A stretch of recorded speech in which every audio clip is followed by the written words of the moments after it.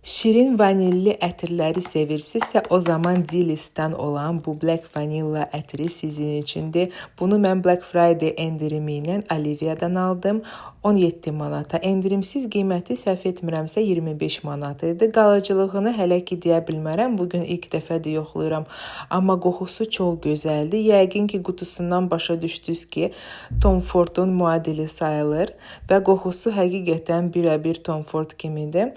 Qalıcılığı maraqlıdırsa sizə, sonra şərhlərdə sizə yazaram. Ətir Avropa istehsalıdır və qutusu da çox gözəldir. Düzdür, istəyərdim fərqli bir dizayn olsun ki, podilkaya bənzəməsin, amma mən mütləq bu ətirdən istifadə edəcəm və sizinlə fikirlərimlə bölüşəcəm.